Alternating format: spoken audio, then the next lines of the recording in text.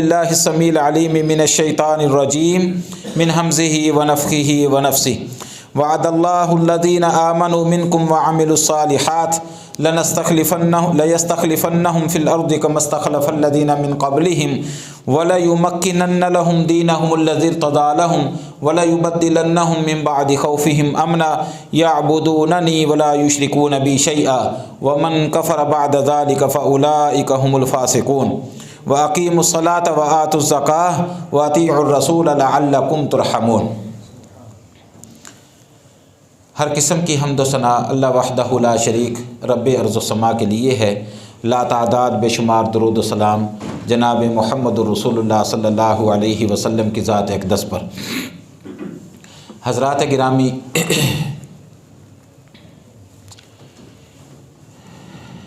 Election का दौरा है।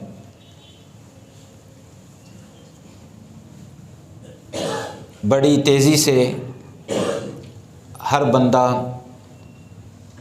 अपनी कैंपेन चला रहा है, जोड़ तोड़ हो रहे हैं, जलसे जुलूस, कॉर्नर मीटिंगें, वोट मांगे जा रहे हैं। सपोर्टर हजरात भी गर्म हैं। आज की इस मुख्तसर नशिस्त में हमने इस बात का जायज़ा लेना है सियासत क्या है और शरीयत हमें सियासत के सिलसिले में क्या रहनुमाई करती है। सबसे पहली बात तो ये है, कुछ चीज़ें ऐसी होती हैं जो कसरत इस्तेमाल से अपने असल माना खो बैठती हैं। उनमें से एक ये लफ्ज़ सियासत है। इंतहाई पाकीज़ा और अच्छे मानी का लफ्ज़ इंतहाई बदनाम हो चुका है। आज जो बंदा गोल मोल बात करे हम उसको कहते हैं बड़ा सियासतदान है। भाई, ज़माने का लुच्चा लफंगा, डाकू लुटेरा, भाई बड़ा सियासतदान है। जो बंदा जितना जिसके साथ फ्रॉड कर ले वो उतना बड़ा सियासतदान है। जो बंदा जितना दूसरों को बेवकूफ़ बना ले आज हमारी नज़र में वो उतना बड़ा सियासतदान है। जो बंदा अपने दामन को बचाने के लिए ज़ू माना बात करे आज हम कहते हैं बड़ा सियासी बयान दिए। हालांकि सियासत का जो लफ्ज़ी मतलब है ये अरबी का लफ्ज़ है। सियासत अरबी का लफ्ज़ है और जो इसका लफ्ज़ी मतलब है वो है बिगाड़ की इस्लाह करना। अरबी में इसकी बुनियाद है सासा यसूसो। सासा ये फ़िल है, सासा यसूसो फ़िल माजी और फ़िल मुज़ारे। सासा यसूसो का मतलब होता है किसी के रुके हुए काम को हल कर देना, किसी की बिगड़ी को संवार देना, दो लड़े हुए आपस में ख़ानदानों की सुलह करवा देना, किसी तंग दस्त आदमी को रोज़गार फराहम कर देना, दिलो दिमाग के अंदर पैदा हुए बिगाड़ को इस्लाह की तरफ ले जाना। जो बंदा गलत रास्ते पर चल रहा है उसको दावत के तरीके से या बज़ोरे बाजू सीधे रास्ते पर चलाना, ये है सियासत। हदीस में ये सियासत का लफ्ज़ इन्हीं मानों में इस्तेमाल हुआ है। नबी सल्लल्लाहु अलैहि वसल्लम ने फरमाया कानत बनु इसराईल तसूसुहुमुल अंबिया व अना खातमुन नबिय्यीन ला नबिय्य बादी व बादी खुलफा वल उमरा, कि बनी इसराइल की सियासत करने वाले अंबिया अलैहिमुस्सलातु वस्सलाम होते थे। बनी इसराइल को सीधे रास्ते पर चलाने के लिए अल्लाह नबियों को भेजता रहा, उनके बिगड़ी शक्लों को संवारने के लिए, उनके मुआशरे की इस्लाह के लिए, उनको सीधे रास्ते पर चलाने के लिए, उनके टेढ़पन को ख़त्म करने के लिए अल्लाह पै दर पै अंबिया को भेजता रहा। इज़ा हलक नबियुन खलफ बादहू, आप अलैहिस्सलातु वस्सलाम ने फरमाया एक नबी फौत हो जाता अल्लाह दूसरे नबी को भेज देता, लेकिन मैं खातमुन नबिय्यीन हूँ, मेरे बाद कोई नबी नहीं आएगा जो मुआशरे की इस्लाह करेगा। मेरे बाद हुक्मरान आएंगे, खुलफा आएंगे, उमरा आएंगे, जो तुम्हारी सियासत करेंगे, तुम्हारे बिगाड़ की इस्लाह करेंगे। ये है सियासत का माना, जो अरबी ज़बान में, अरबी ज़बान का लफ्ज़ है और इसका असल माना है। और आज हम इसको किन मानों में इस्तेमाल करते हैं और आज ये कैसे लोगों के ऊपर इस्तेमाल होता है, ये बताने की ज़रूरत नहीं है। और आज का हमारा जो निज़ाम हुकूमत है या सियासी निज़ाम है, ये हमारी शरीयत के मिजाज के बिल्कुल उलट है। ये हमारी शरीयत का मिजाज हमारे सियासी निज़ाम के मुआफिक नहीं है। शरीयत का मिजाज ये है कि इस कायनात में, इस ज़मीन पर, यह ज़मीन अल्लाह की है और अल्लाह की ज़मीन पर अल्लाह का निज़ाम कायम होगा। शरीयत ये चाहती है, अल्लाह की हाकमियत, अल्लाह का निज़ाम। और हमारी जो सियासत है, हमारा जो निज़ाम है, ये है लोगों के ऊपर, लोगों की हुकूमत लोगों पर, लोगों के ज़रिए। ये हमारी सियासत है, government of the people, for the people, by the people. फिर ये जो इस ज़रिए जो हुकूमत बन जाती है, अगरचे हमारे आइन के अंदर ये लिखा है कि इक़्तिदार आला का मालिक अल्लाह है, कुरान और सुन्नत के मुनाफी कोई निज़ाम नहीं बनाया जाएगा, अगरचे हमारे आइन के अंदर ये लिखा है, लेकिन हमारी हालत ये है कि किसी ने कहा था, गालिबन इकबाल का कौल है ये, कि जहाँ बंदों को गिना जाता है, बंदों को तोला नहीं जाता। निज़ाम ये है, एक उम्मीदवार अपने लिए वोट मांगता है, दूसरा उम्मीदवार अपने लिए वोट मांगता है। एक के पास 70,000 वोट हैं, दूसरे को 70,100 वोट मिले, वो 70,000 वाला गया भाड़ में। किसी ने ये नहीं देखना कि 70,000 बंदे इसके साथ भी हैं, सिर्फ 100 बंदे। फिर निज़ाम ये है, एक बंदे के साथ मसलन 20,000 साहिब अक्लो दानिश, साहिब इल्म लोग हैं, और दूसरे के पास 20,100 ज़माने भर के जाहिल हैं। निज़ाम उसका बनेगा जिसके साथ जाहिल है। हमारी शरीयत का ये मिजाज नहीं है। तो जिस आइन में लिखा है कि इक़्तिदार आला का मालिक अल्लाह, कुरान और सुन्नत के मुनाफी निज़ाम नहीं बनेगा, वही आइन शराब की हुर्मत के हवाले से रुकावट बन जाता है। ऑन द रिकॉर्ड ये बात मौजूद है, हमारी असम्बली के अंदर ये करारदाद पासनी पेश की गई कि शराब खाने के ऊपर, शराब के ऊपर पाबंदी लगाई जाए, और हमारा आइन कहता है कि इसकी वोटिंग करवा लो। जब वोटिंग हुई, शराब के ऊपर पाबंदी लगाने वालों के वोट थोड़े थे, जिन्होंने कहा पाबंदी नहीं लगनी चाहिए उनके वोट ज्यादा थे, लिहाजा करारदाद फेल हो गई, पास ना हो सकी। हमारा निज़ाम ये है, शरीयत का निज़ाम ये कहता है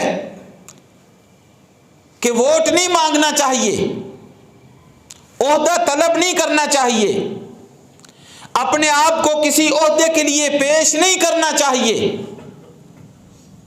सही बुखारी की रिवायत है, सैयदना अबू मूसा अशरी रजी अल्लाह ताला अन्हु, चूँकि ये यमन के रहने वाले थे, अशरी कबीले के थे, इनकी दावत पर दो कबीले के दो बेहतरीन लोग इस्लाम कबूल कर लिया उन्होंने। इनके कहने पर वो मदीने में आ गए। जब वो मदीने आए तो चूँकि अबू मूसा अशरी रजी अल्लाह ताला अन्हु का एक मकाम था नबी सल्लल्लाहु अलैहि वसल्लम के पास, उन्होंने कहा कि हमारी मुलाकात करवा दें नबी सल्लल्लाहु अलैहि वसल्लम से। ये बड़ी खुशी से उन्होंने अपने साथ लिया, दो बंदों को नबी सल्लल्लाहु अलैहि वसल्लम की मुलाकात के लिए तशरीफ़ ले गए, हाज़िरी दी, आप अलैहिस्सलातु वस्सलाम से मुलाकात करवाई। अब वो दो बंदे उन्होंने नबी सल्लल्लाहु अलैहि वसल्लम से मुलाकात की और मुतालबा कर दिया कि हमें किसी न किसी इलाके का गवर्नर बना दें, ज़िम्मेदारी दे दें, ओहदा दे दें। अभी अबू मूसा अशरी रजी अल्लाह ताला अन्हु चूँकि पहले के मुसलमान थे, शरीयत का मिजाज समझते थे, कहने लगे मुझे बड़ी शर्मिंदगी हुई कि अल्लाह के रसूल मेरे बारे में क्या सोचेंगे कि ये इसलिए लोगों को लेकर फिर रहे हैं, मेरे पास लेकर आ रहे हैं। आप अलैहिस्सलातु वस्सलाम ने उनको शरीयत का मिजाज बताया कि हमारी शरीयत में जो बंदा ओहदा तलब करता है उसको ओहदा नहीं दिया जाता,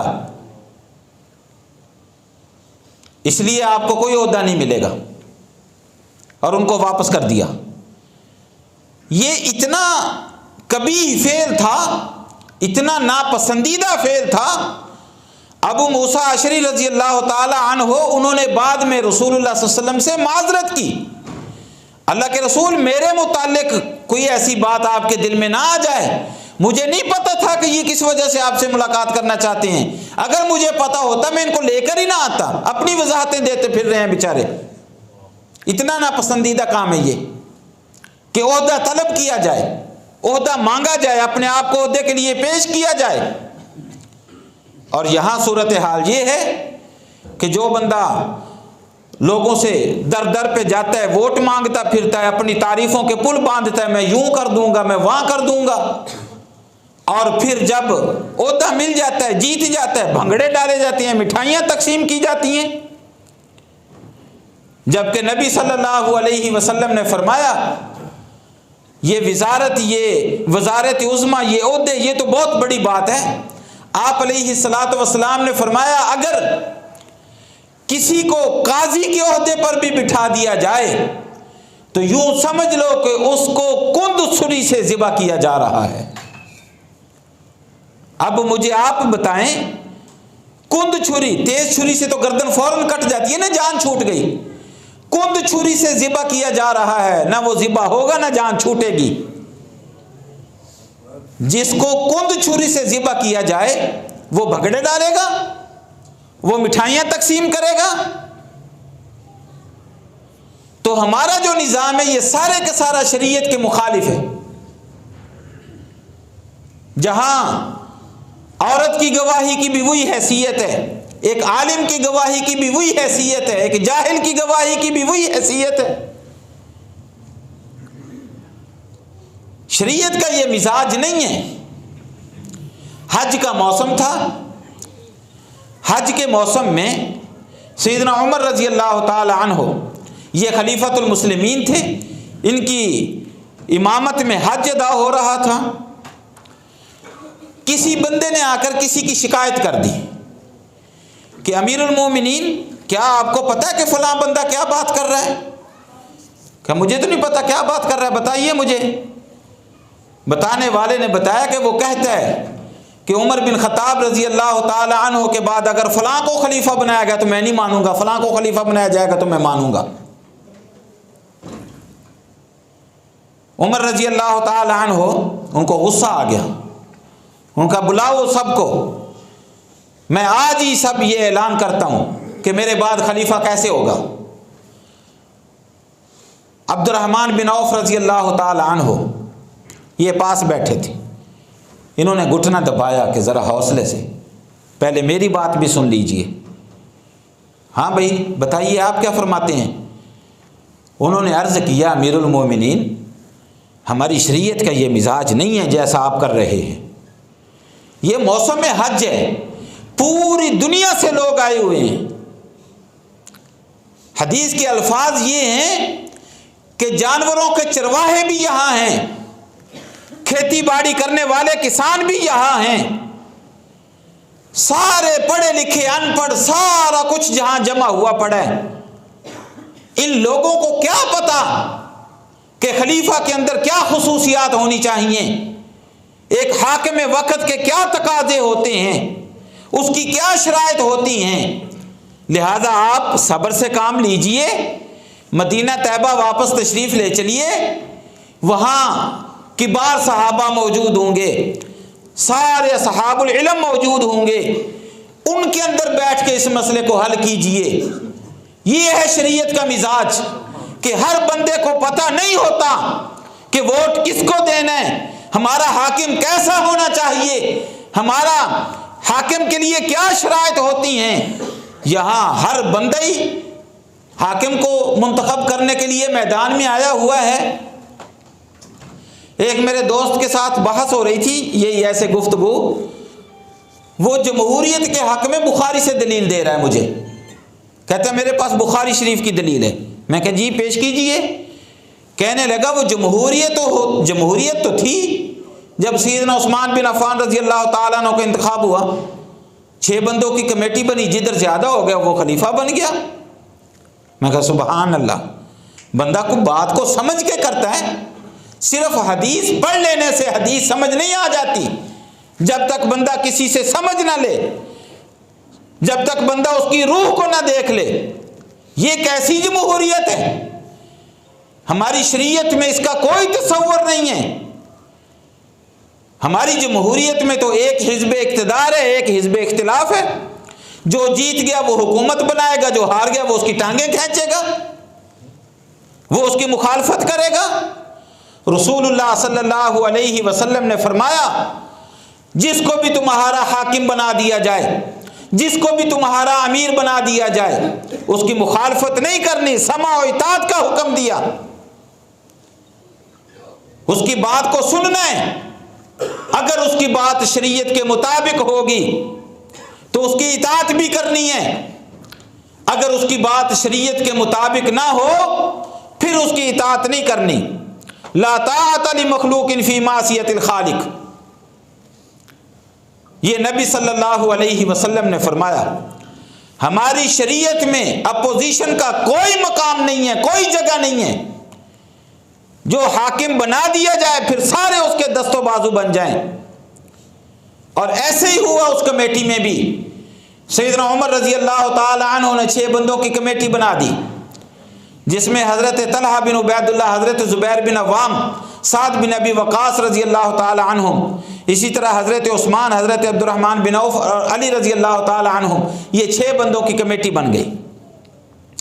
हज़रत साद बिन अबी वक़ास हज़रत अली के हक़ में बैठ गए, हज़रत ज़ुबैर हज़रत उस्मान के हक़ में बैठ गए, हज़रत तलहा हज़रत अब्दुर्रहमान बिन औफ के हक़ में बैठ गए। उन्होंने कहा जी हम अपना मामला आपके सुपुर्द करते हो, आप देख लो क्या मामला है। अब बाकी 3 बचे। अब्दुर्रहमान बिन औफ रज़ी अल्लाह ताला अन्हु ने बाकी सारे दूसरे सहाबा से भी मशवरा किया, जो जिनसे मशवरा करना उन्होंने मुनासिब समझा, और इन 2 हज़रात से भी मशवरा किया, उस्मान बिन अफ़्फ़ान और सैयदना अली रज़ी अल्लाह ताला अन्हुम से। फिर जो मुनासिब समझा अपने दिल में मशवरे के बाद वो फैसला महफूज कर लिया। फजर सारी रात ये सिलसिला चलता रहा। फजर की नमाज पे सबसे पहले सैयदना उस्मान बिन अफ़्फ़ान रज़ी अल्लाह ताला अन्हु को साइड पर ले गए, उनसे ये अहद लिया कि मामला अब मेरे हाथ में है। अगर मैं हज़रत अली बिन अबी तालिब रज़ी अल्लाह ताला अन्हु को खलीफा बना दूं, तू बता क्या करेगा। उसने कहा इताअत करूंगा और क्या करूंगा। ये हुई ना बात। फिर साइड पर ले गए सैयदना अली रज़ी अल्लाह ताला अन्हु को, पूछा अगर मैं उस्मान को खलीफा बना दूं, बता तू क्या करेगा। उसने कहा यह कोई सवाल है करने वाला, बैत करूंगा, इताअत करूंगा। उन्होंने सब के सामने हज़रत उस्मान के हाथ पर बैत की। हज़रत अब्दुर्रहमान बिन औफ ने कहा मैं उस्मान को खलीफा बनाता हूँ। चूँकि फ़ैसला उनके हाथ में था इसलिए पहली बैत उनकी थी। आप किताबें उठाकर देख लें, दूसरी बैत सैयदना अली रज़ी अल्लाह ताला अन्हु ने की। कोई अपोजिशन नहीं, कोई नहीं कि हिज़्ब इख्तिलाफ में बैठे, उनका इताअत करेंगे और इताअत करके दिखाई। ये है हमारी शरीयत का मिजाज। ये जो हमारा निज़ाम है इसमें तो शरीयत की एक भी बात नहीं। हमारा काम क्या होना चाहिए, शरीयत हमें क्या कहती है? हमारा काम ये होना चाहिए कि हम वो कौम तैयार करें जिस कौम का अल्लाह ने हुक्म दिया। अल्लाह ने दो खूबियां बताई हैं हाकिम की, मुस्लिह की, जो लोगों की इस्लाह करता हो, लोगों के बिगड़े काम संवारता हो, बेरोजगारों को रोजगार मुहैया करता हो, फकर फाके को ख़त्म करता हो, लोगों को दीन के रास्ते पर चलाता हो। वो कौन होते हैं? वल्लदीन अल्लदीन युमस्सिकून बिल किताबि व अक़ामुस्सलाता, किताब व सुन्नत को अपना ओढ़ना बिछोना बनाने वाला हो, नमाज को कायम करने वाला हो, निज़ाम तौहीद को कायम करने वाला हो। और जिनको हम वोट देते हैं उनको सूरत कुल हुवल्लाह नहीं आती, सूरत इखलास नहीं आती, बार बार पढ़ाने सेनेट के अंदर बार बार समझाने के बावजूद नहीं पढ़ सके। ये तौहीद का निज़ाम कायम करेंगे, ये इनसे हम उम्मीद रखें कि ये दीनदारी कायम करेंगे। शरीयत का निज़ाम ये है, जब खलीफा बनाया गया सैयदना अबू बकर रज़ी अल्लाह ताला अन्हु को, अगले दिन सर पे वो कपड़े का कारोबार करते थे, सर पे कपड़े के 3-4 थान रखे बाजार की तरफ जा रहे हैं। आगे से हज़रत उमर 2-3 सहाबी और आगे, अबू बकर किधर? उन्होंने कहा मैं अपनी रोज़ी कमाने जा रहा हूँ। तो कहा खलीफा तो मुसलमानों के काम कौन करेगा, आप अपना कारोबार करें, मुसलमानों का काम किधर जाएगा? कहा फिर मैं क्या करूँ, मैंने भी तो अपने बाल बच्चे पालने हैं। फरमाया चलो बैठो अपने दरबार खिलाफत में। दरबार खिलाफत क्या, एक झोंपड़े का घर था। चलो खिलाफत संभालो, बैतुल माल से आपका वजीफ़ा मुकर्रर करते हैं। ये खलीफा को कहा जा रहा है, बैतुल माल से आपका हम वजीफ़ा मुकर्रर करते हैं। यहाँ तो जब दिल चाहा असम्बली में वोटिंग कर के तनख्वाहें लंबी कर ली, बड़ी कर ली। अबू बकर ने कहा रज़ी अल्लाह ताला अन्हु, चले फिर यूँ करते हैं कि जो सबसे कम कमाने वाले मजदूर की दिहाड़ी है वो दिहाड़ी मेरी मुकर्रर कर दो, मेरे बच्चे वहाँ से खाएंगे, मैं मुसलमानों के काम आऊँगा। वो दिहाड़ी मुकर्रर कर दी। कोई सवाब दीदी फंड नहीं। खलीफतुल मुस्लिमीन वो होता है जो अपने घर से खिला के लोगों को पालता है। खुलाफाए राशिदीन की बात तो बाद की बात है ना। हजरत उमर बिन अब्दुल अजीज रहमतुल्लाह अलैह, और उस वक़्त मुसलमानों की खिलाफत भी कितनी बड़ी थी आप लोग जानते हैं। बच्चे के कपड़े फटे हुए, पैबंद लगे हुए, एक दिन अकड़ गया, कहते मैं नहीं अब स्कूल पढ़ने के लिए जाता। माँ ने कहा क्यों नहीं जाता? कहते मेरे कपड़ों पर पैबंद लगे हुए हैं, बच्चे ताना देते हैं, लो जी खलीफे का बेटे के कपड़े देखो। ये हालत थी। कहती है अच्छा मैं तेरे अब्बू से बात करती हूँ। खलीफतुल मुस्लिमीन से बात की।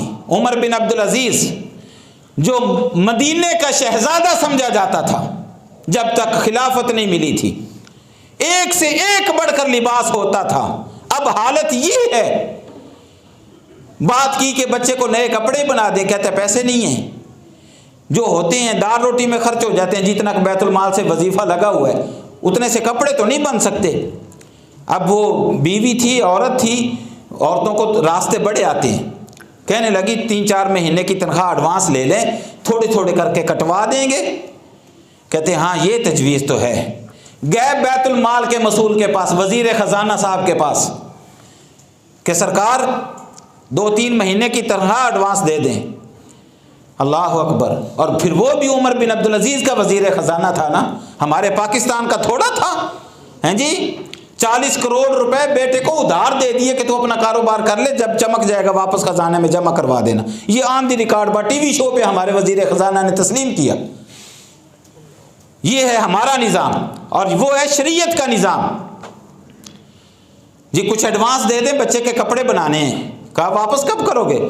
कहा इंशाअल्लाह 4-5 तनख्वाहों में थोड़े थोड़े करके वापस कर दूंगा। उन्होंने कहा जी बिल्कुल दे देते हैं, आप लिख कर दे दें, 4-5 तनख्वाहें लेने के काबिल रहोगे, पहले मर गए फिर, तब तक ज़िंदगी की कोई गारंटी है?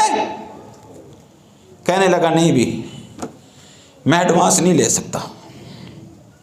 ये है हमारी शरीयत का निज़ाम, ये होता है मुसलमानों का हाकिम। और हमारे सारे जहान के वसाइल लूट कर अपने घर में जमा कर लेते हैं। याद रखिए, आपको मैंने एक फिक्र दे दी है, उस हिसाब से आपने वोट देना है।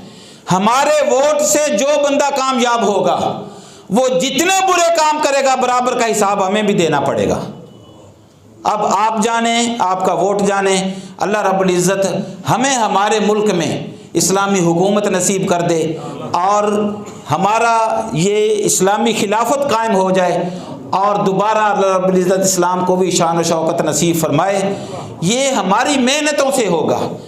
हम ये सियासत में पढ़ने की बजाय अपने घरों में, अपनी मस्जिदों में, अपने इदारों में बैठ के कौम तैयार करें। हमारा काम कोशिश करना है, नतीजा अल्लाह के सुपुर्द है।